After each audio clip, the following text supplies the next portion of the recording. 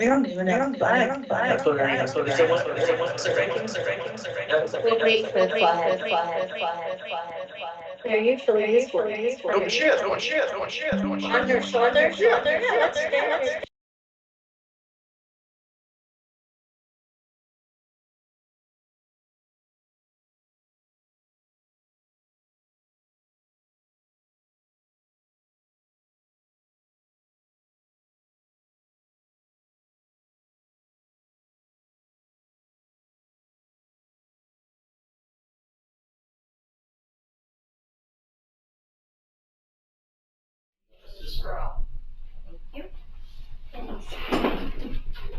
standard.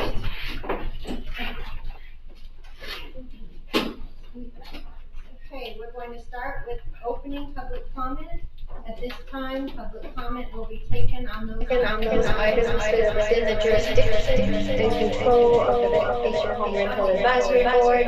Public comment. limited to 3 minutes per speaker unless additional time is granted by the chairperson. The Vacation Home Rental Advisory Board uses a phone to time you for 30 seconds. You have 30 seconds. Once you begin, sign your name, speak your name, your time will begin. When your 3 minutes is up, conclude your comments, and please return to your seat. Let me start by asking which one of mine, can someone? Yeah. Okay, so Keith will be our timer today. Is there any opening public comment? Okay, seeing none, we'll close opening public comment, move to the approval of the agenda. Oh, before we get too far, Glenn, Lauren, can you hear me? Okay, thank you. For possible action, approval of the proposed agenda, Vacation Home Rental Advisory Board reserves the right to take items in a different order to accomplish business in the most efficient manner, to combine 2 or more agenda items for consideration, and to remove items from the agenda or delay discussion relating to items on the agenda. I need a motion to approve the agenda. I move to approve the agenda. A second. Thank you. Any discussion? All those in favor of approving the agenda? Aye. Aye. Aye. Okay, 5 up. Approval of previous minutes for possible action, discussion to approve the draft minutes of the August 23rd, 2023 meeting of the Vacation Home Rental Advisory Board. Any discussion? Okay, seeing none, I'll ask for a motion. I move we approve the minutes. Thank you. I'll second. Okay, thank you. All those in favor, I'm saying aye. Aye. Aye. Thank you. 5-0. Moving on to the agenda, the chairperson will read the agenda title into the public record and will have the discussion to determine how the item will be presented. The timing for agenda items is approximate unless otherwise indicated for a specific item. Agenda items may be considered ahead of or after the schedule indicated. This is not relevant to this. Public comment may be taken on items that are identified for possible action at the discretion of the chairperson. So, agenda item number 1, for possible action, discussion on an appeal filed by Sanzio Garcia, I really hard to get his name here, Nivea Toledo Garcia, and Alice Jarvis to contest a notice of violation and revocation of VHR permit DSTR 0163 issued by code enforcement for illegal advertising of the vacation home rental at 260 Pleasant Circle, State Line, Nevada 89449, APN 1318236111005. Mr. Strelo. Bernie Strelo for the record. Page 54, if you're following along in the packet. If you need a copy of the packet, we have a QR code on the wall. You can use your phone and access the packet. I think we only have 1 copy in the room, 2 copies in the room because there's a lot of pages. So I'll go ahead and read this while you're doing that. So the background is in late 2021, 2022, It looks like there was a tier 3 that it was applied for back in, it was a couple years ago at this point, right? The tier 3 permit would have allowed the occupancy of 12. The hearing on tier 3 application was scheduled back in February 23rd, 2022. And then it was dismissed. I guess they decided not to pursue it. On September 7th, 2023 of this year, code enforcement staff received an email with a link to an ad for VHR with an occupancy of 16 plus. On September 13th, 2023, we used host compliance, and code enforcement staff were able to identify the property in the advertisements as 260 Pleasant Circle. Staff noted that the listed occupancy had changed numerous times following issuance of the Tier 2 VHR permit. And on page 55, we list the incidences as an example for where on 3/3/2022 it was advertised for 12 occupants, and then in October 20th, 2022 advertised for 10, and then on 11/29/2022 and 8/28/2023 was advertised for 16. On September 14th of this year, code enforcement staff sent appellants a notice of violation and revocation of VHR permit. On the 25th of this year, appellants changed their advertisements to list an occupancy of 10. And on the 26th of this year, a new review was posted, and the advertisements for 260 Pleasant Circle, stating the renters had enjoyed a 15-girl bachelorette weekend, quote unquote. Shortly after the review was posted, the advertisements for 260 Pleasant Circle were taken down. And then appellants have filed their appeal. There's some examples in here. I'm not going to read through all of them, but some examples that were noted by code enforcement was on page 59. That talks about the timeline, the detail that we talked about. And then on page 71, there's some actual advertisements where it showed 12 guests, 6 bedrooms. And this was on March 3rd, 2022. And then on page 79, there was an advertisement on November 29th, 2022 for 16 guests. And then on page 83, in your packet, August of this year, there was an advertisement for 16 plus guests. And then the last one I'll show as an example was on page 87 in the packet, Circle, a review of bachelor. So there's other information in here, and the appellant's responses leave in here. So that's all I have. So I'll turn it back to you. Thank you, Randy. Okay, we have all read the packet, read your responses, looked through them all. So if there's anything you'd like to add to what you've already given to us and to the county, would be a good time to come up. And at this time, if you have something to add, or if our board has questions for you, we'll ask you those questions. Well, we want to thank everyone for being here for this opportunity. We want to say we do take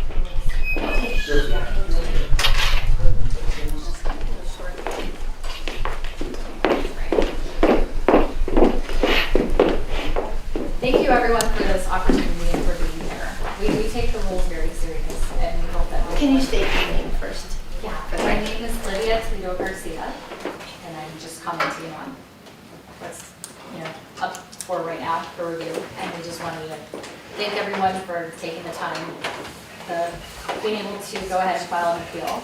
We do want to say that we take the rules very seriously, and we would like to work as a team if possible.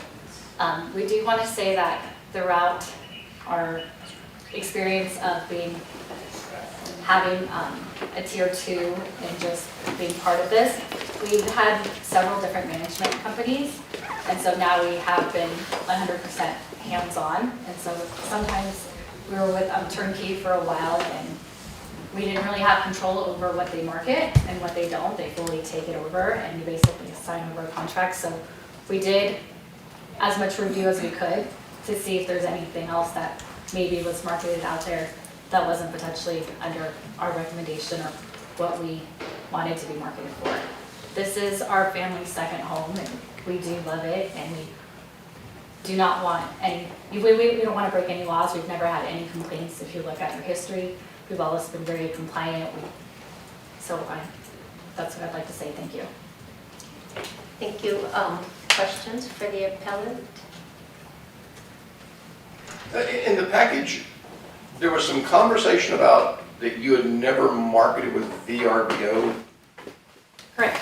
And so I didn't understand what that was trying to say, because the ads that we're seeing as Airbnb, so I wasn't quite, I'm trying to piece all this together, and the packet had some things numerous times, and I was trying to figure it all out. And so I'm looking at an ad, if I understand correctly, I'm looking for an ad after you had to go down to a tier 2, limited to 10, that says 16. Do I understand you correctly that you acknowledge the ad, but you're saying that the management company was responsible for placing the ad? Or is your statement that this ad never occurred, this is not your ad or anything else, or that this ad is there, you acknowledge it, but someone else placed it because that was the agreement you had with them when they were managing your property? Can you That's correct. synthesize?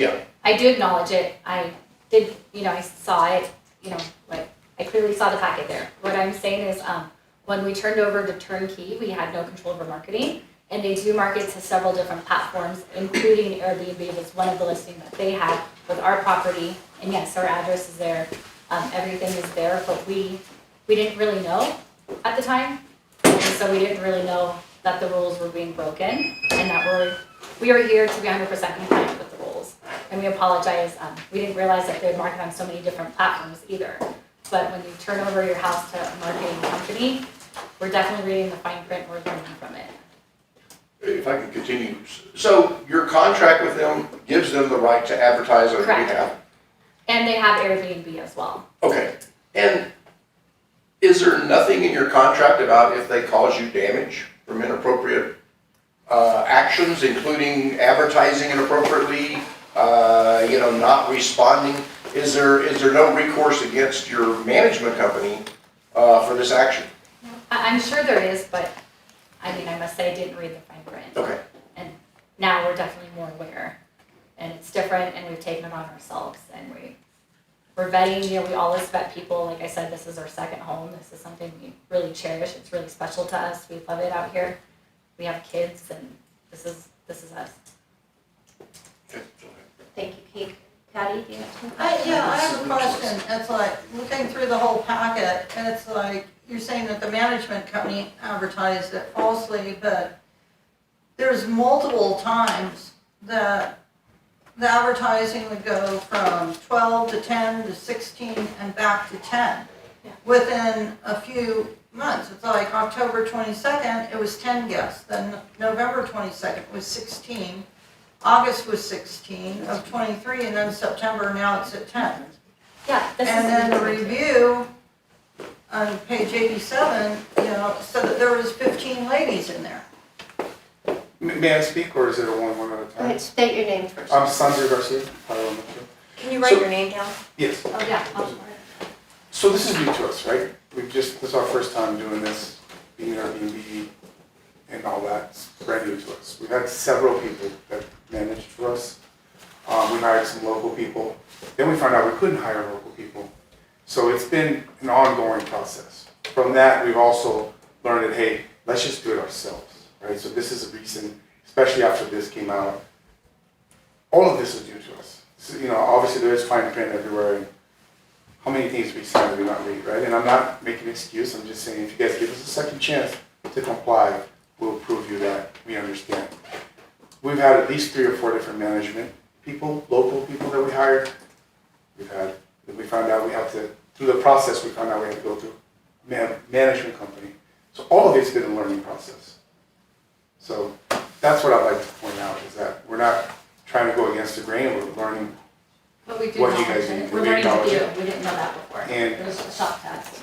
There's a lot moving parts, things to look for. We knew it was, the fire people came by, we learned the whole thing with the trees and the floor, and the stickers have to be on the floor. There's a lot that we didn't know that goes into it. And we're learning. But we want to be 100% compliant. That's their role. Thank you. Patty, do you have any other questions? No. Glenn, do you have any questions? One question. Before, I guess the revocation was recommended by the Trello, were they fined at all monetarily? The question is, were they fined Prior to the revocation. prior to the revocation? Ernie Strelo, for the record, no. Thank you. Okay, and Lauren? Yes, I'm not, I mean, I do understand different management practices, different management companies. However, usually, and I'd love to talk with the tech person, but my understanding of it is that you put one ad and that, these companies, that goes out to all those other places. So the ads all, yes, the format's gonna be different, but I believe the wording is all the same. So it's hard for me to understand how one place had different numbers and how it moved around. But I guess the one thing I'm curious about is you had different management companies. When did you start self-managing? Recently. Very, like, as soon as we got the, Oh, just a month. and we never even got, let's say a warning, right? We got the, hey, your license be revoked. We're like, oh my God, what happened? So we went from no warning to being revoked, no time to learn. As we all have kids, we have to, we have to instruct and teach, right? Especially when it's a learning process for us. So we've recently said, nobody, even if we have to drive up here and fix something, we're doing it ourselves. And as soon as we got that notation, are we? When was the last time that you paid a management company to manage your place? We still do. Yeah, I mean, we still do because, we still need help because we live in the Bay Area. If the fire, like the fire inspection, for an example, we have like the local painters there right now. We took care of the trees, and so we still do every single month. Yeah, so we're learning to be more hands-on, is what I'm saying. And And so from not what- getting what a is warning, the so, company that you use? I'm sorry, I've got a few questions here. If you don't mind. What is the management company that you use right now? So we work with Sierra, who's private, and then we also work with Eddie, which is Tahoe One Welcome, and so it's 2 people here locally right now. Yeah. But we took everything on ourselves, so now our Airbnb is only through us, we have 100% control over it. There's no one else who has access to it, it's all us. Lauren? And how is, I guess I'm just really trying to figure out how a management company changes occupancy.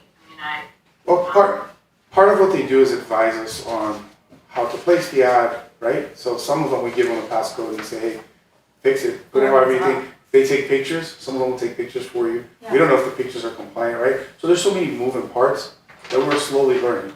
When we first started this permit, we had no idea, so we're like, let's take a management company, and that's where we messed up. Now I'm like realizing we should have read the fine print and done it. And understand that this board is made up of people with permits and Correct. without permits. So Lauren happens to be one of the ones with a permit, Yeah. so she's very familiar with the system. Yeah. More questions, Lauren? not right now. Okay.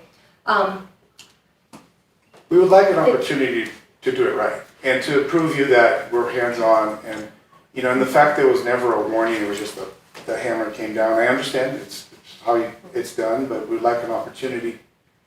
Like, it's been moving parts, it's been a lot of them. We've been trying to comply, we have the fire chief and all that, so that's what we'd like to request, is an opportunity to comply 100%, and if anything else pops up that we're unaware of, let us know. But also thank you for these words too. Yeah. We appreciate I it. do have a question for Okay. Ernie. You have a question? Bernie. For Ernie, yes, please. So I'm sorry, Ernie, and I am trying to read through this. So when was it the letter was sent to them, letting them know that there was an issue? What date was that? I'm sorry, I'm looking through here too. I think that's page 55, September 14th. So Ernie Strelo, for the record, Lauren. So Okay. on page 59, we have kind of a timeline. So on 9/12, code enforcement, found the ads and we listed it out. We sent a certified letter on September 14th for the revocation. And an email went out through Acela, through the dads. The mail was received on the 26th of September. And then the same day that we got the receipt, we got the review of the ad on the 15-girl bachelorette weekend. And then the ads were removed that same day. And then we received an appeal letter in the mail, I guess, a day later. That was pretty quick. And a call from Alice stating they would like to appeal. And then they paid the appeal fees on 9/28. Okay, any other questions before I want to take a motion on standing, and then I want to do public comment, and then we'll come back to the discussion of the board. Yeah, I have a quick question. Yeah. You said that you're managing it yourself, but then you just said that you have two other companies, management companies that you're working with. We do. We took on the advertisement management ourselves. We do need help for people fixing toilets, and because we live in the Bay Area, right? But we are way more hands-on than, hey, take care of this for us, which a lot of management companies just say, look, give it to us, we'll run it, don't worry about it, and just pays us or whatever percentage. And the percentage is fluctuated between many people. So, you know, as things come up, right, and this, I can even imagine what else could come up, we are gonna be hands-on, is what I'm saying. If there's anything else we need to do, let us know. Like I said, we're not here to go against the grain. Yeah, question is that how can you have two management companies when usually for a rental, only one company will work with you? How is it that you have two companies? One handles like cleaning and stuff, one handles the repairs, The extra eyes Yeah. and stuff. So, and we can get a and second Tahoe Warm side. Welcome is our main one, but then we have Sierra for the extras. And so it's like going around and just double checking everything. Sometimes, you know, if we need a cleaner, they don't have their cleaner, so we have a second set of backup. Sorry, I do have a couple more. Have you rented since the revocation? Okay. And second, I'm sure this was a financial blow. What did the management company say when you showed them this? Why did the management company say they changed the occupancy? So We haven't gone there yet, because we figured, we just just haven't asked them why they did this. If No, it's costing you just to lose your I permit. did reach out to Turnkey. I said, I don't know, I'm assuming that this is through you because we don't work it through VRBO. And they said, okay, we'll double check everything. Yeah. They've like since sold off and they're a new company. And so they said, nope, we don't see anything on our end. That's the response I had. But we haven't filed any appeals with them, because we figured this is what we do. But, so you got your permit revoked? Yeah. They said you were advertising for 16. You didn't advertise for 16. They were equally as shocked, at least, you know, Eddie was. He was like, I don't understand. They don't know how it was advertised for 16 either. Yeah. Okay. Well, thank you. Mr. Haynes? Madam Chair, AJ Haynes from the DA's office for the record. I speak with Mr. Stralon. He reminded me, just to remind everyone, that since they are a tier 2 with 10 occupants and they do not reside in the home, they're required to have a licensed local property manager under our new code. And so that they have to continue to hire and retain a property manager for the day-to-day type management. But there's nothing in the code that requires them to turn advertising over to the property manager, but they are required to have a property manager. Thank you. Oh, was that the same thing you were gonna say? One of us were going to say it. He says it nicer. Thank you for your guys. Thanks for having statements. Thank you. Before we go any further, let's look at a motion to, for standing. And I know we have one in the packet, page 54, but if somebody would like to make a motion regarding standing. That's fine. I think they would still. Okay. Do you have something to say? Go ahead. Ernie? I'm so sorry. Ernie Strelo for the record. I forgot. It's in the packet, but I don't know if you noticed it. So the permit, I believe, expired on the 12th of November. There was a new permit so the permit revocation was based on the permit before it was expired. And then there's a renewal application in the queue. I think they reapplied, and we haven't renewed it. pending this action, right, pending this discussion. So I just wanted to, I don't know if there's anything else, but Thank you. I just want to get that out there. Did you both hear all that? Yes. Yes, okay. So, standing.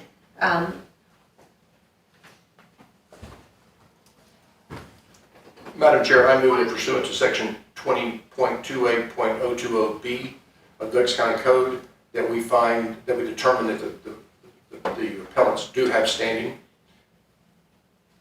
Okay, thank you. Do I have a second? Second? Thank you. Okay, all those in favor signify by saying aye. Aye. Aye. No? Aye. It's fine.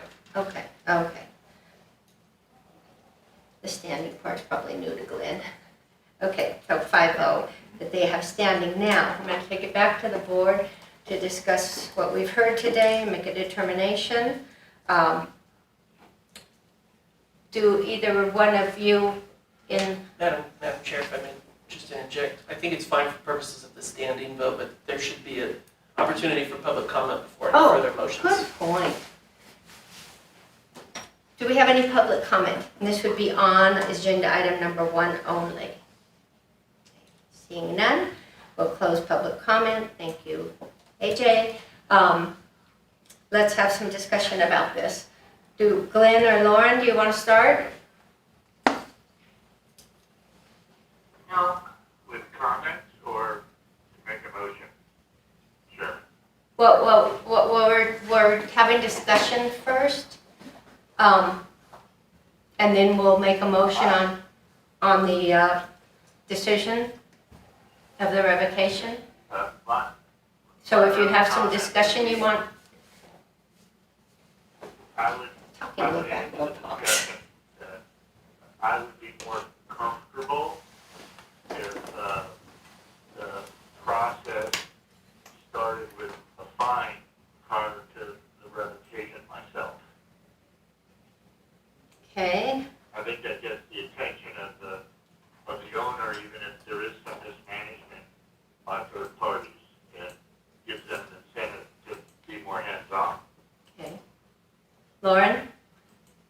I think we have to deal with the process in which we've got at hand. I kind of, because I'm not right there, I was going to let other people make their comments first, because if they make my comment, then I don't have to go through the system to do this. But so I'm just very confused over this occupancy change, and I just, on top of it, it's not even an occupancy, there's one that's an illegal occupancy, not even just an overage, I guess, if you say it that way. Lauren, would you want me to come back to you after? Yeah, if you don't mind. 'Cause No, I don't mind. People make the comments, and then that Okay. way I don't have to go through, I'm kind of Okay. sorry to get through this, but, yeah. Keith? I like the permit holders, I believe them. It's, when Rehnquist was the head of the Supreme Court, he said, if I have never issued a decision that I didn't like, I'm doing something wrong. And we have these regulations. I don't believe they were managing the ads, but someone was managing the ads. And it wasn't, if it was always 16, I would have been more understanding than 1610. It almost looks like people are managing it to get a 16, then lowering it back in case they're not. It just looks really, really suspicious the way they go up and down and up and down. I believe that there was some fault here, and I don't know if it's at the management level or the owner level, but there's some fault there, and maybe there's recourse against the management company for the financial loss this is going to suffer, but I just don't see a mechanism to say, you've advertised for 16, you've rented to more than 16, but we're going to just, even if it's a fine for $20,000, or I don't know what the maximum would be, I don't know how I can't make the logical argument to get there. Thank you, Keith. Patty, anything?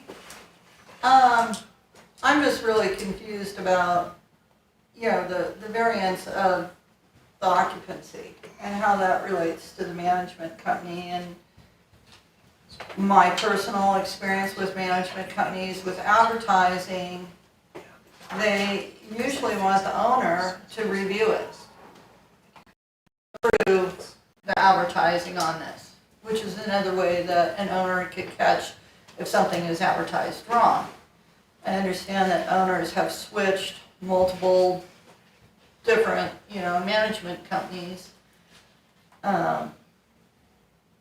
Which is a problem, trying to find someone who you feel comfortable in renting your property, who you feel that can do a good job. So I can understand the frustration of doing that, and I don't know how that coincides with the dates of the different occupancies. And I don't know if the management company was just looking at the amount of bedrooms and saying, oh, hey, we can put this in there, and not really looking or coordinating with the owner or with the Douglas County as to what the restrictions are for the tier 2, what you can and cannot do. I don't know, I'm on the fence as to that maybe there should be a fine instead of revocation of the permit to give the owners, because it seems like they got slapped with just pulling the whole permit, and they're trying to work and go through the process and learn it, and it is a complicated process. So at this point, I'm not sure. So the maximum fine is $2,500 for this type of violation. But I'm not confused, because I've heard that word twice up here. In looking back, and I'll say like page 57, 58, where Tom Delaire was working with these folks about them deciding to reduce down to a tier 3, or a tier 2 from a tier 3. And there's some back and forth where it's very clear that their maximum is going to be 10. And this goes back to, 20, 22, something like that. So it's not yesterday. It bothers me that there's a lot of clarity in what I'm looking at that was given to the appellants as far as maximum occupancy, and like so many things, the buck stops with whoever is the owner, or whoever is the president, or whoever is the chairman. And it's up to them to be monitoring what's going on with their property. So I'm not confused. I feel that this is very cut and dry and sort of disregard to the county for our rules and our code. Lauren? Yep. So one of the reasons that I hold off on all of that, I'm sorry, I just need a electrical cord, so it's going. Mickey, I think your sentiments were exactly mine, because it is the owner's responsibility. It doesn't matter, just because you have a management company does not negate your responsibility to insure. And it is running a business. And when you run a business, you need to be on top of things. This is not just, let me just get a property manager and let me just turn it over to them, and if there isn't an issue, or if there is an issue, it's the property manager's fault. I agree with Keith where, I would go after the property manager, but that is not the same thing as what we're talking about here. I mean, I think the rules clearly state that the owner is responsible. The owner is the responsible one. And unfortunately for me, this occupancy thing is the hardest thing for the county to try and track down. And when you have 500 some VHRs and you're trying to track all of these things, I mean, it's so hard to keep tabs on. And we know that too many people is one of the driving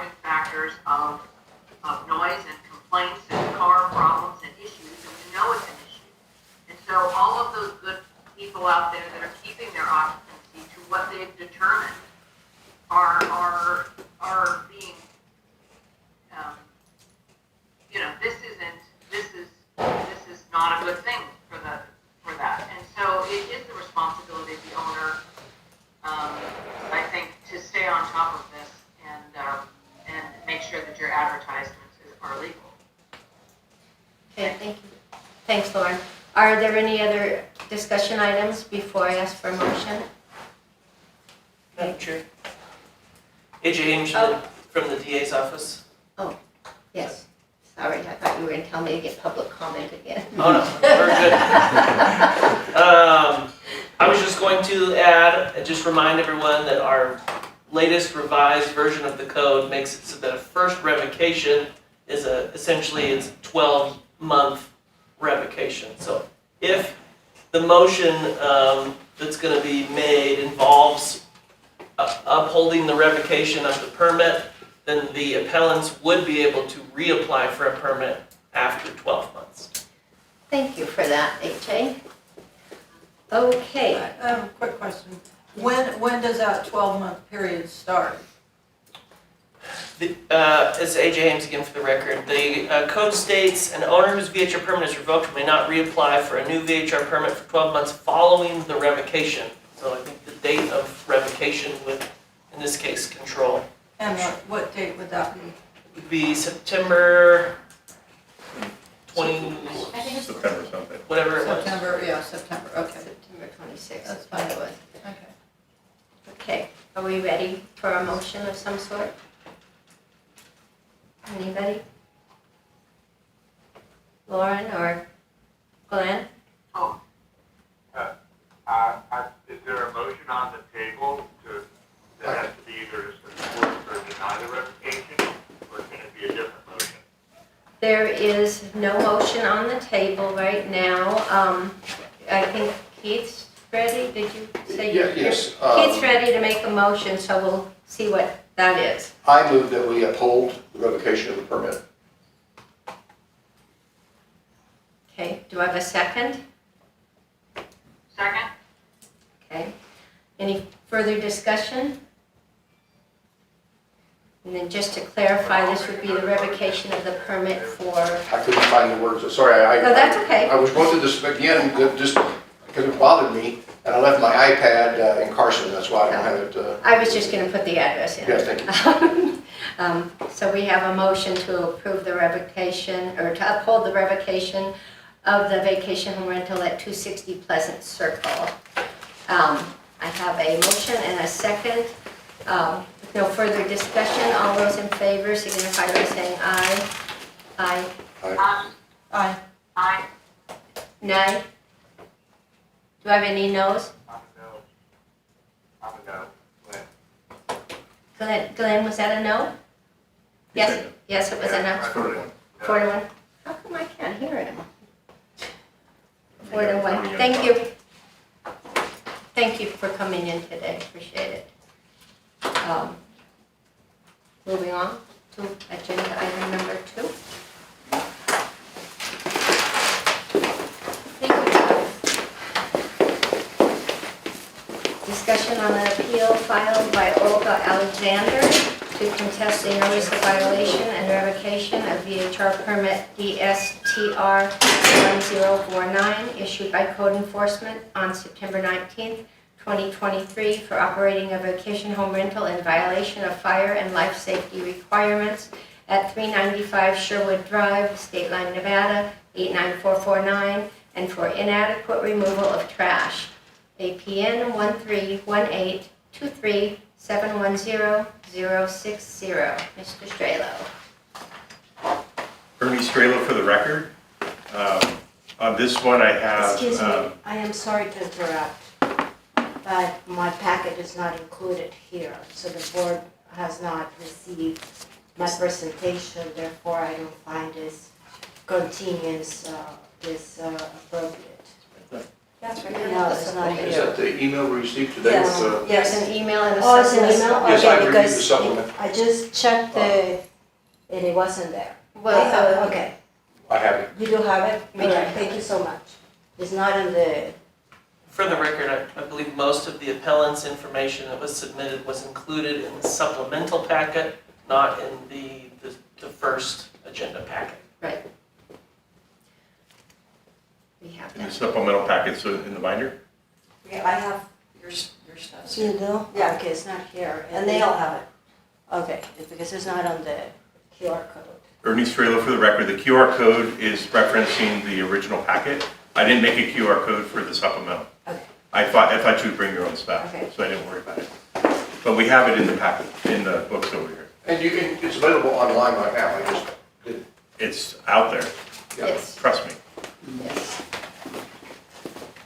Here's the packet, and then this was the supplemental. Oh, that's the Okay. one. Mr. Strelo, would you like to go forward, or they're presenting? Ernie Strelo for the record again. So this is agenda item number 2. For this particular item, I have Jessica, and I can't remember her last name. Garrison from the fire department, Tahoe Douglas Fire, that will help me on this because a lot of the revocation occurred from what she found. So she's here for that reason, for a lot of reasons, but to help me on that. So I'll read it. On June 8th, 2023, Tahoe Douglas Fire Protection District conducted an inspection of the VHR at 395 Sherwood Drive. The VHR failed the fire inspection in numerous respects. One issue of particular concern was the operation of a hot tub on a deck that was not engineered to support the weight of the hot tub. Tahoe Douglas Fire instructed the owner at 395 Sherwood Drive, Olga Alexander, to correct the issue. On July 5th of this year, Ms. Alexander provided Tahoe Douglas Fire with photos showing that corrections had been made. With regard to the hot tub specifically, Ms. Alexander indicated that it had been emptied and was no longer being used. On July 6th, Tahoe Douglas Fire conducted another inspection of the VHR. They noted that the hot tub was emptied. They issued a passing grade for inspection, but informed Ms. Alexander that she was not authorized to refill and use the hot tub on the deck unless she first obtained an engineering report stating that the deck could sustain the weight. On July 31st of this year, Ms. Alexander's VHR permit was renewed based on that information. On September 4th of this year, the code enforcement staff team received a complaint that the property was overgrown with weeds. In between this, in addition to that, the fire department was also getting called for the same thing. So we coordinated with the Tahoe Douglas Fire Department to meet them there, and we jointly conducted an inspection of the weeds. They noted that the weeds were very tall, up to 4 feet in height, and were growing up against the house, which is a fire safety issue. Moreover, trash bags and alcohol bottles were found littered throughout the weeds. While there, code enforcement and Tahoe Douglas Fire noted that the hot tub was again filled with water, and that the water was hot. Tahoe Douglas Fire had never received an engineering report that would have authorized Ms. Alexander to refill the hot tub. On the 13th of September of this year, code enforcement staff reviewed reviews and ads related to 395 Sherwood Drive and noted that the ads featured photos of the hot tub filled with water. Additionally, a recent review of the VHR indicated the guests were using the hot tub. On September 19th of this year, code enforcement staff issued a notice of violation or revocation of the VHR permit. Ms. Alexander filed her appeal. Again, like the previous appeal, there's certain highlights I have in here. Is the page 155 in the packet is the timeline of information. I think I read most of this stuff, but it's there for your review. And then page 164 is the note from the fire department, Jessica Garrison, about the issues that they dealt with in an email to us, so we had it in the record. Where Tahoe Douglas Fire Protection District has received complaints, not numerous, about the property located at 395 Sherwood Drive. And the complaints were in regards to a fire hazard for defensible space. And the Tahoe Douglas Fire Department's Fire Prevention Bureau sent an inspector out to meet a Douglas County code enforcement officer, as I stated earlier. And then there's a note of the weeds and shrubbery were overgrown, over 4 feet tall, taking into consideration all the rain we recently had. There were trash bags and alcohol bottles in the overgrown vegetation.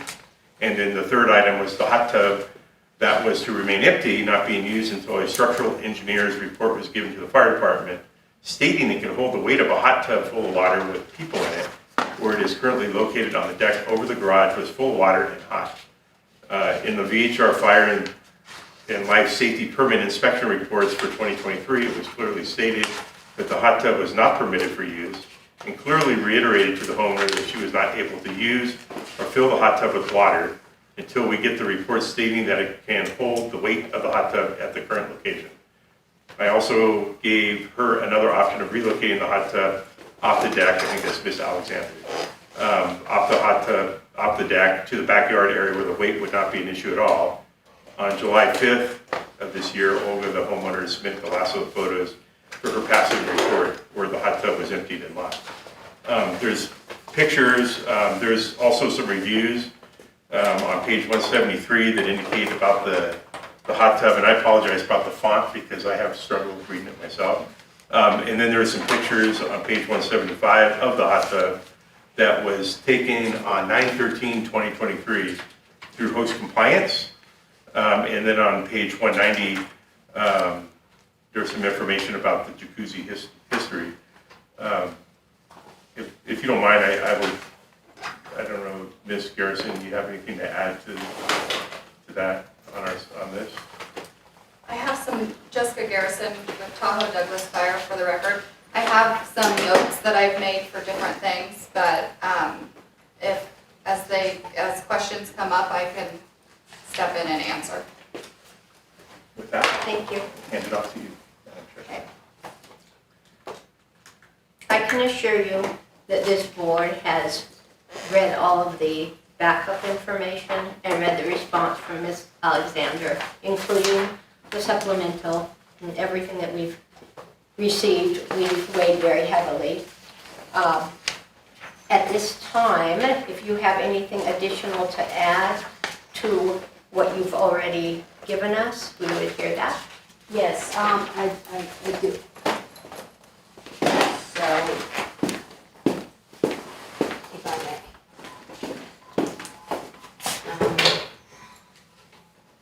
may. The permits are good for a year, isn't that true? So if they're good for a year and my permit expired July 31st, therefore, any new conditions apply as of July 31st. The review that it was posted, which was not an authorized person to use the jacuzzi, I don't know how they would even got in there, but it was a couple. Excuse me, can everybody hear Ms. Alexander okay? It's difficult, but I can. Yeah, Okay. because I know. I'm sorry, I don't have a microphone. I can't, don't worry. Okay, I'll try to raise my voice. Okay, thank you. So, what I'm saying is, there is a review, it is correct. She was not allowed, it was a couple and two children. We've been renting only to couples, as you can see by you said you read everything that I gave, correct? My new 2023, stay away from the neighbor's rep, was advertised to romantic couples. And that's what I've been doing. And there has been no calls, because normally I have false police calls from the neighbors. There hasn't been no calls because of that. And, but it wasn't enough of that. It wasn't enough, because this shrubbery issue, which is what caused 3 government delegates to come rushing in to breach into my property unannounced without following the CCP rules that you wrote that said 24 hours, correct? 24-hour notice before you come unannounced to my property. You walk inside. In order to get to my jacuzzi, you have to go through my property, inside, up the stairs, up to the upstairs. Now, the jacuzzi is my property and I can use it as I please. The code enforcement officer building inspector was there in 2020 when the jacuzzi was moved to above the garage, and they cleared 3 building permits.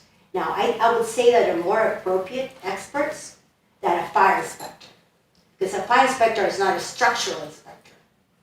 So her decision of me out of deciding that in 1 month I have to get a building permit, get electrical, and get a flooring for $20,000 done by July 29 was absolutely impossible. get an engineer was as impossible because I called at 10 in there and they laugh in my face. To come and tell you whether your jacuzzi is good? No, I don't think so, lady.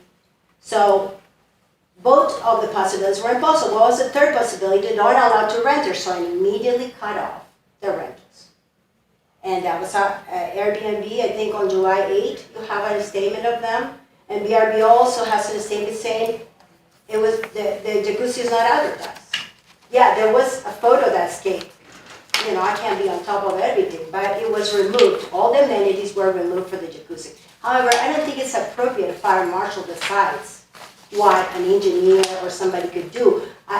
If in 2020, and there was no earthquakes that I know between 2020 and 2023, there was no damage that possibly could happen, and there was a building inspector or 3 building inspectors that approved 3 building permits came, and they didn't see something that would cause them concern and shut down the garage or the property or the jacuzzi, and now it's happening. Since 2015 to 2020, no problem with the jacuzzi. Now they asked me to remove it, move it to above the garage instead of the shed, as you can see by the map, and I did so, I complied. Then I got 3 building inspectors there. Now, out of the sudden, a person that is new decides to do it, I hope that it's not politics. Because I have been, I think I've been, as I mentioned, this gentleman, Mr. Kyle, which is the person that is called a police since 2015. I have emails that I try to contact the city, code enforcement. I contacted TRPA because they complained against me. Everything is related to Mr. Kyle and his coalition in the area. And the Strawberry, I'm sure, was a call because, as you can see, there were Ms. Garrison, Mr. Strello, and Ms. Harwood all chatting together with Mr. Kyle about my horrible home. In front of my home, and I don't think that I saw him, but yes, I saw Ms. Garrison going into my property unannounced with not following the Constitution of the United States and your own code. Because your own code requires a 24-hour notice. With this said, this is a witch hunt. I appreciate if you consider that. I've been a good renter. I've been renting to couples, and now the garbage. The second citation is about not having a bear box. I have a bear box. What is that all about? The third citation, garbage. Those were pine cones that were picked up in June. They were posted. The guy that did the work was from Reno. He didn't take it with him. So he put them in front of the thing. They didn't pick it up. I saw them in July, and they were too heavy to pick it up. I put them in front of them. I didn't call, what's the name? Tahoe Refuse about them until after the fact. I said, why haven't you picked them up? Well, if they're over 30 pounds, we don't. You see the picture of the truck. They went before. The truck that I passed went before Mr. Estrella. Now, they know they were coming, correct? Now, who put extra garbage or extra things there? I mean, why would the truck stop and not pick up the cans or the bottles that they were there? That's strange. They're being paid for a stop automatically. So I think there's something fishy on the air. I mean, I'm renting, barely surviving here. This is just too much. I really want you to see what is behind the curtains here. Please, I don't have a 401k. I have this house. I have to support my children. I have to support the taxes that I can't afford, all because of this Mr. Kyle. Thank you for your time. Thank you, Ms. Alexander. Questions to the appellant by the board? Could you, sorry, so when you said about the bottles and cans, that's not what's in the 2 bags of you lost me a little bit. You said why would, okay, you made some accusation about why would they not pick them up, and I'm trying to understand the logic. Are you saying that South Lake Tahoe purposely didn't pick up bags of trash, Okay. or were the bottles laying? Can you expand on that? So I'm gonna expand. Okay, I want you to picture this. There's 2 bags that have been sitting there for over a month and a half. Ms. Garrison might have seen them when she came by. So those bags were with cones, pine cones and things that we're forced to deal with, correct? So aside from that, we had a couple that stayed there. I have a picture of the couple there coming down with a little bag. There was no beer cans. The cleaner wrote a letter stating there was no beer cans. There was nothing there. When the fire truck came before Mr. Estrello and the crew, The fire truck? I'm sorry, The garbage truck. the garbage truck came by and I took a picture with the exact time, 9:45 in the morning. They showed up around 10 something. They stop, they pick up whatever there's to be picked up and they leave. Why wouldn't they pick up the Was guy? that was it put in the bear box, or was it put beside it? Okay, So you have a bear now box. this is was a story. I mean, we're not there. You are not there, I'm not there. I I'm don't not have trying the to understand what pictures. you're saying. I obviously Okay, wasn't no, there. trying to understand what you're I'm answering the citation that we have. Okay. And the comment of Mr. Estrella was that he saw liquor, bottles of beer and cans of beer, correct? Yeah, That's what he picture of said, the that's what package. he said, and it's on the packet, it's his citation as well. Well, there's a picture of it, yeah. Oh, there's a picture, I haven't seen the packet, I'm sorry, I wasn't sent that thing, I just got here, I should have come earlier. But if those arrive, if that was true, why would a couple that is carrying on only a little bag with their hands to put in the bear box, come with beer cans and separately leave them there? Oh, it didn't look like that to me. It looked like they might have been there for, it could have been weeks, months, whatever. Oh, the beer cans, no, I, Well, there were bottles in the grass, there were beer cans in the grass. I didn't Oh, assume it was a yeah. recent, this one person didn't do it. I just assumed they okay. had built it over time because the weeds were so tall no one could see them. Oh, I know, what I heard and I understood, and I'm sorry because I didn't see the picture that you're referring to. It was not sent to me. Okay. So if they're referring that they were in the grass, I don't know anything about it. What I was thinking of, that they were left outside of the Bayard car. Just for your information, it wasn't sent to me either. Okay, The county has a website where they post the agenda last week, and then like Friday, they post the package that I reviewed, okay. and then there was a supplemental package with your information in it that I went on the county. So I just want to make it clear that the county doesn't send us anything, Okay. we go get. Into the website. Off the Okay, website, that would be okay. nice to know. Yeah. Yeah, it would have been nice to know, Okay. because I would have been more prepared. I'm sorry about that. And for the record, the pictures of the beer bottles are on page 166 of the packet. Can I continue? Yes, sir. Okay, and so I'm trying to piece this together, because quite honestly, I found it strange that they're asking a structural question. I didn't find it so weird because you're not making a structural determination, you're asking a structural question, so I didn't find it that strange. But when you said there were building inspectors, Yeah, was there ever an inspection process of that hot tub? And if that was the case, when they asked you that, why didn't you provide, this hot tub has been inspected, and here's the inspection done by the county? You lost me there, because I can have an inspection of my attic while I've got a hot tub, but they're not necessarily gonna come look at the hot tub. So I'm trying to figure out these inspections you mentioned, they're either 3 or 6, I couldn't figure out. Yeah, can It I- sounded like may I 6. expand? No, let me just finish my question. Were any of those inspections specific to the hot tub? Please no. no. Okay. So what they were as the politics were changing, shifting towards VHR involvement and removal of VHRs. The 2020 was not only asking me to move the jacuzzi, but also wanted to update whatever building permit I had pending from previous owners. There was a building permit for electrical that was in the garage that was from 20 years before. So the guy was in the garage, is what I was trying to say. Okay. The other permits were for the fireplace and something else. Oh, okay. None related specifically to the thing. Not so- related, the thing was the guy was there on the concrete garage. So I mean, if I'm an expert, I would say, hey, I don't think this is safe. That's what I would imagine. This is what I'm assuming, correct? And the point is, I don't think that maybe the shed, which they was moved from, relocated, would be a little more ambivalent about, because it's not a Sorry, can concrete. you repeat the, what was? Because the garage is expands to a shed. If you look at Oh, page. shed, I'm sorry, I just didn't understand the word Yeah. shed. You Yeah, my continue. English.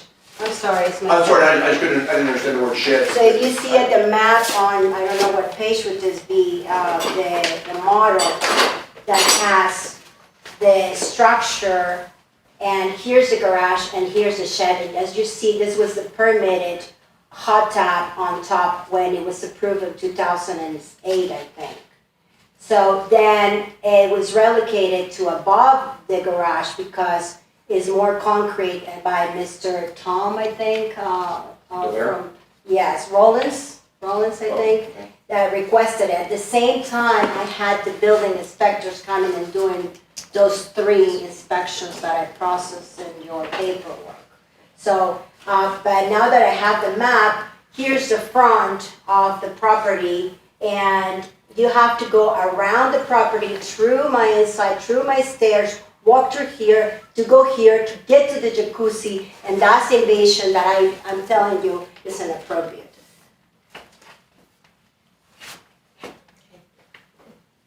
Jessica, you didn't have a question for Ms. Alexander, right? No, You just had a I just have some comments. comment. Whatever. I'll get through the questions and I'll come to you. Perfect. Patty? No, I think Keith, his questions answered mine. I was concerned about the inspections, and they didn't do anything with the decking or the jacuzzi. Right. I just have a question. If you were told by code enforcement or by the fire department not to fill the hot tub, why did you fill the hot tub? So wherever I check on the law, doesn't say that I'm, as personal, I'm not allowed to use the jacuzzi. The renters are not allowed to use the jacuzzi. I am allowed to use the jacuzzi. It's my home, correct? So I had used the jacuzzi with my kids.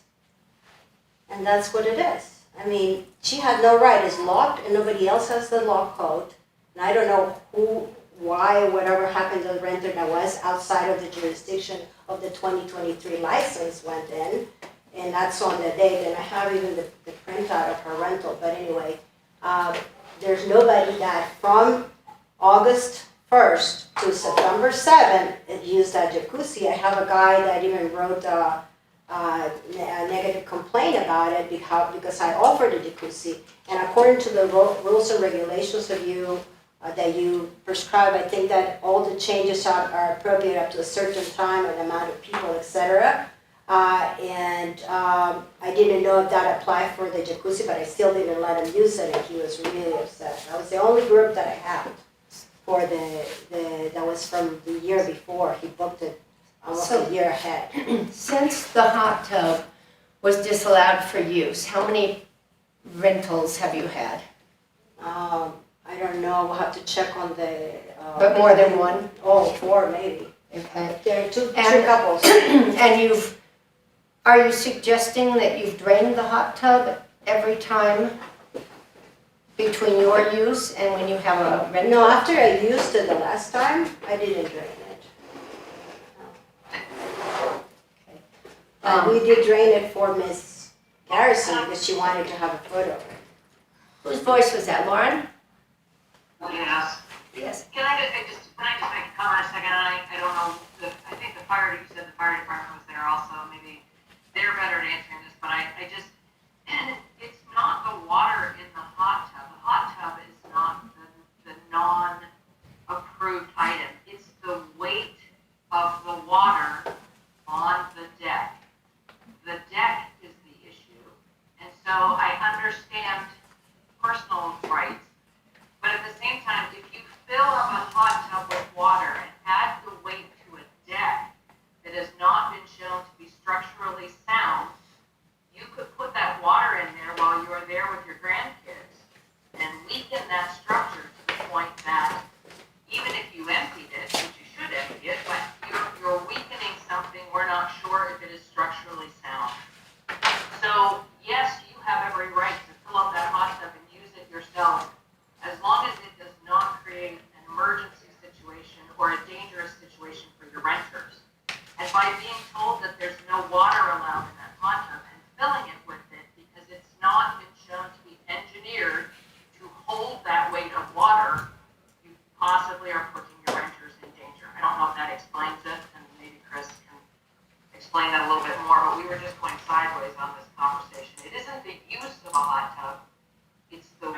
on the structure that may not be engineered for it. May I ask, who decided that it's not engineered for? I have the permit, it was permitted in 2008 for a jacuzzi above the shed, now it's above the garage, which is concrete.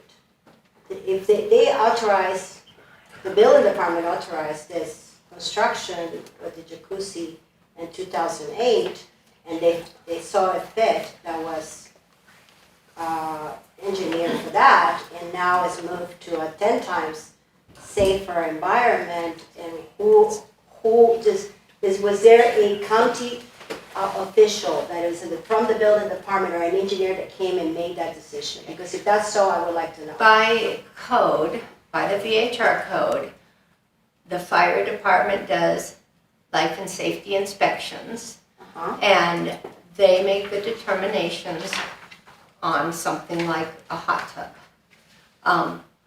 Glenn, did you have some questions?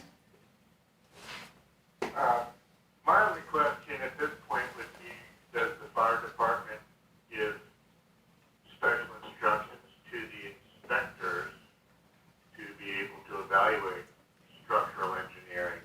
That they, I mean, I know they're experts on a lot of things, I just don't know. I was just curious, because there are multiple people, I think, that do the inspectors, do they receive any special training? Can I get clarification? Sorry. Hey, let me see if we can get Glenn's question answered. Jessica Garrison, Tahoe Douglas Fire, for the record. Yes and no, Glenn. I'm going to answer your question. Yes, we have a lot of training in certain things, but when something is out of what we feel our expertise, we will require certain other people to be called in for their expertise. When Douglas County Building Department is required to come in and they need expertise on something fire related, they call us, and we do the same thing for them. If something is out of our expertise, or for example, we just feel better having a second opinion on something to double check, or just something we need help on, we ask for a second opinion on something. So are we 100% trained in every expertise out there? No, absolutely not. And that is why we will require certain things to have a structural engineer come in. If we see something that we call a red flag that doesn't look right, doesn't seem right, if something has changed that may have been passed before, but then something circumstantial has changed, then we will require something else to have more of an inspection done. And in this case, that is exactly what has happened. May I ask what changed, Ms. Garrison? Hang on. Glenn? Did that answer your question? Clarify things for me, yes. Okay, thank you. Lauren had asked a question also. Lauren, what was your question? I'm gonna pass right now. What exactly changed? Was that there was no earthquake that I knew of? So you had asked what had changed, and you said in 2008 you had it passed and inspected No, not me. over the Douglas County building came out, and it was passed and okayed for over a shed area. Mhm. So that was not where the hot tub was located. It is located over a completely different area. So also since then, you have had a new deck put on, which your maintenance gentleman told me it was a much thicker deck, much thicker wood. So the rating of that wood and the weight of that is going to be quite a bit different. We also had quite a bit of snow this last year. So the weight of the snow, you have around 600 square feet of deck, and I'm probably going a little bit less. So that is a substantial space. You have a 6-person hot tub. That hot tub can hold anywhere between 400 and 600 to 800 pounds of water. That is quite a bit of water. So that, with all of that, adding up how much snow weighs, how much water weighs, all of it, that's around 20,000 extra pounds that has been put on that deck. That with getting a new deck and with all of that added up, I don't know if you've had a structural engineer come out. When I was doing your inspection, I noticed in your garage, right over where your hot tub sits, there was quite a bit of water damage and a little bit of sagging. Over the concrete wall that you were talking about, it is starting to separate. So I don't know, that was my first time in your home doing that inspection, so I don't know. To me, that makes it unsafe without knowing from someone who truly specializes in that, coming in and saying everything is safe. It is safe to have the hot tub full of water, full of people, because if you have 6 people with, the average person weighs 185 pounds. If you have that, that's 1,080 pounds with just people alone. Plus you have all of your furniture up there. You had enough furniture for 12 people for sitting. So if it was full, if it was added, it adds quite a bit of weight. Doing fire and life safety inspections, my 100% main goal is to make sure that every part of your home is safe. And that is what I'm there to do. It's not to pick on anyone, it is to make sure that if I see anything different from year to year, I did not inspect your home last year, but when I went and I took pictures of a few things that I noticed, and I asked Chris, who was the last person in your home, were these items like that last year? He said no. He does not remember at all seeing the water damage and any of the sagging a little bit in that one area right under that hot tub. So for those reasons, those were the changes. That is why I said I recommend having and required having a structural engineer come in saying that before you fill that hot tub up with water, it can hold the weight of the water being full with people in it where it's at.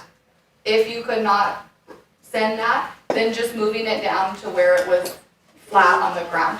I could not do either, but can I just ask, so everyone here lives in Tahoe last year and experienced the surmount of snow of 300 feet. I had to pay thousands of dollars to remove the snow because there was leakage everywhere in the house. And it wasn't because the roof had holes. It was because of the amount of snow melting through. So the deck equally had 3 million pounds, except I didn't pay for cleaning for the deck because I couldn't afford it. So if the deck held during 4 excruciating months of 300 million pounds of snow, I'm sure they can hold this jacuzzi that's been there for 20 years, whatever time. But I appreciate what you said, and I forbade, I did not allow any of my guests to come into that jacuzzi. And I will allow my kids if they want to, because I'm pretty sure it's safe. And if you want to reinstate my 16 people or allow me to do, it's okay, I'll go ahead and rent the 10 people so the guy can call the police every single time somebody walks outside the deck. Then I can do that. I'm doing 2 people for the love of God. 2 guests, romantic getaway, $200. What else could I do to stop this? I mean, it's either the guy or it's either you. That jacuzzi is safe. And I'm not going to allow a renter to use it. Now, you're telling me you want the water out when I'm not using it and go through that expense? I'll be willing to accept your recommendations or whatever you like, but that jacuzzi is safe. It held the water, it held the snow throughout the winter years. Thank you for your comments. Are there any more questions for the appellant? Lauren or Glenn? Well, thank you for your presentation. We will do a standing motion. Can we do that, please? Okay. We'll take public comment then. Any public comment on agenda item number 2? Seeing none, we'll close public comment and we will go to the recommended motion. And is it okay for me to do it since I have it? That's fine. Okay. for standing, that we find that appellant Olga Alexander has standing to bring an appeal and is aggrieved by the revocation of her permit. Any second? Thank you. Any discussion regarding standing? Okay, all those in favor, aye? Aye. Okay, 5-0. Okay, let's move on then to the matter at hand, whether or not we want to affirm or deny or modify the ratification discussion. Lauren and Glenn, I'll put you last in case some things are said that don't have to be repeated. I'll start with you, Pete. Yeah, and, I've just looked at some of the disasters around. There was a condo association, a condo building in Miami that failed. It had stood for 30 years, and then it failed because of water damage, because that's how failure works. It works, and then it doesn't work, and it fails. So I have little sympathy for filling the water, keeping it there, even putting water, as Lauren said, reduces the structural integrity. I understand the complication, and so that there was a question about what should I have done. You shouldn't have put water in a hot tub until you could have had the recommended engineer. And I understand how tough that is, but that's what you do. That was the proper response. So that's all the comments I have. Thank you. Patty? Looking back through the package, it seemed that when she was told to empty and drain the hot tub, and then pass all the other, things that the fire department did on that, she complied with that. And then as soon as she got the permit, she filled up the hot tub. And I think for all argument that, especially it's like if you're going to redo and go to all that expense to redo the decking, if there had been questions about the integrity, that it would have been easy to get someone in there to do structurally. It's like, okay, this deck has been up there for 20 years. Now you're going to put a hot tub and you're putting all these people on there. You're redoing the whole thing. Let's make sure it's structurally sound. And it's like, to jeopardize people coming in and renting it, even if it's one person, by having that filled up for personal use and using it for your family, you're putting the public in jeopardy, along with your own family, and opening it up for a lawsuit. And I'm sure that with the way that the engineers are, it would have been some amount of time to get it inspected, but I've had personal experiences with the fire department, with both inspectors saying that, hey, I've got this person, they're 3 months out, they're 4 months out, I'll keep it empty. If you need to talk to the engineer, here's his name and number, I'll let you know as soon as it comes through. Even for my own personal safety, I would not want to go on that deck. Thank you, Patty. I'm going to go ahead and make my comments. Glenn and Lauren, I'll come to you after I'm done, because I don't have a lot. Most of what you said, well, all of what you said, Patty, I agree with. I feel like there's blatant disregard for the fire department's request. And, you're insisting that it's safe. Well, you're no more of a structural engineer than I am, unless you are. And I wouldn't know that. So to put anybody at risk, and also the county at risk, for issuing a permit would be irresponsible. And for that reason, I will be voting to revoke your permit. Glenn?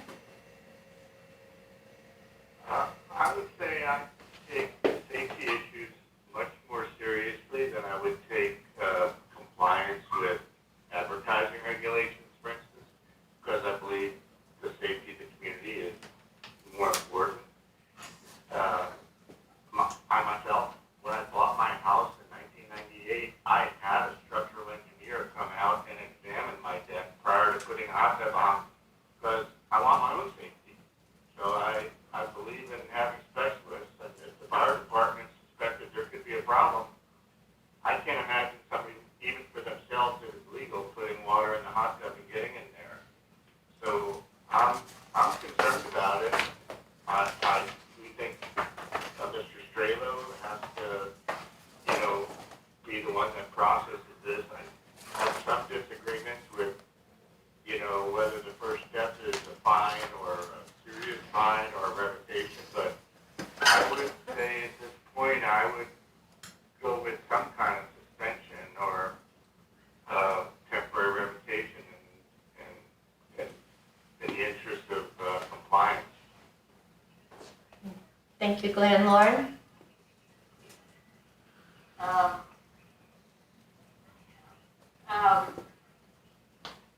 I guess I'm one of these people that you could talk me into a government conspiracy fairly easily, but a lot of that has to do with you and your own personal property, and you being the only person using that property. And when you step into the realm of renting your home for money, for currency, for income, for benefit, you step into a whole different realm of now being in the place where, yes, our government agencies have a responsibility to ensure that you don't put the almighty dollar before the safety of the people who are renting your place.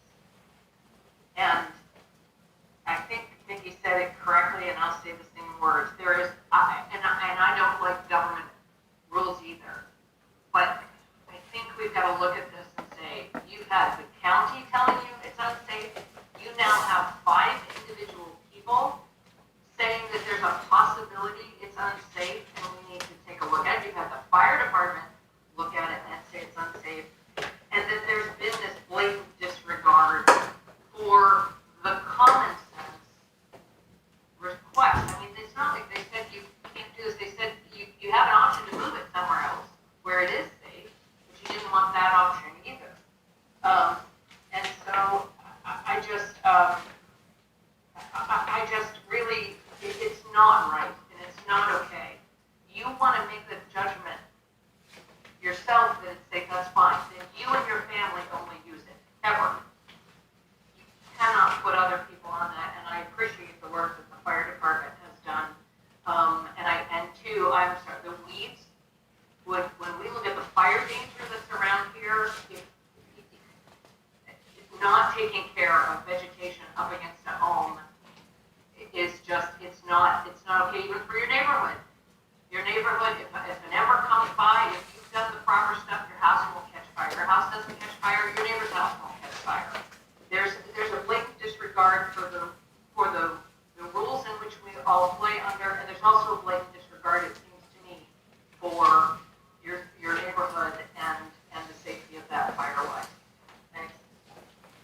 Okay, thank you, Lauren.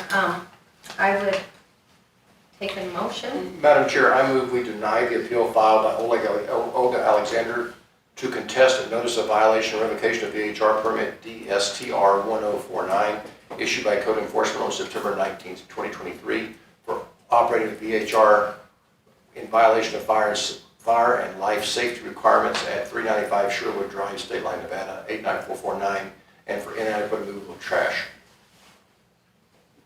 Thank you, Keith. Was that clear? I mean, the deny part confused me.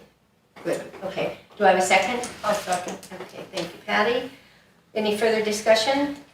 Hey, a quick comment, I'm sorry, I missed it. Did you say whether, I'm sorry, can you read the motion again, please? Yeah, sure. I move we deny the appeal filed by Olga Alexander to contest a notice of violation and revocation of VHR permit DSTR 1049 issued by code enforcement on September 19, 2023 for operating a VHR in violation of fire and life safety requirements at 395 Sherwood Drive, State Line, Nevada 89449, and for inadequate removal of trash. And if I can clarify, the fire safety includes the weeds and the hot tub, correct? Well, yeah, the fire and life safety was the hot tub, and the inadequate, the weeds were the inadequate. Oh, sorry, and yes, both those were the first, and then the removal of trash was the second. Okay. those, all three of those things Yeah. were. And the bottles and the weeds are both. Okay. Thank So I have a motion and a second. Is there any further discussion? Seeing none, all those in favor of denying the, I'm not even I gonna think, say no. What? Madam Chair, sorry, AJ Haynes, the record. I don't know if Glenn had some additional discussion. It sounded like he might have been trying to chime in. Sorry. Glenn? I've got it. I was just gonna mention that I don't think a problem with trash, that it would be fair to start revoking permits on that basis. I think if I was to vote yes, it's on the basis of the fact that the firemen suspected there could be a problem and needed a further evaluation, and that was denied by the homeowner. I have people leaving doggy bags full of trash in front of my house and throwing beer bottles in front of there sometimes I'm not responsible for. They're too lazy to put it in my bear box, so I'm a little sensitive about somebody getting a permit revoked for trash, although I don't know exactly how much of a fire risk it was.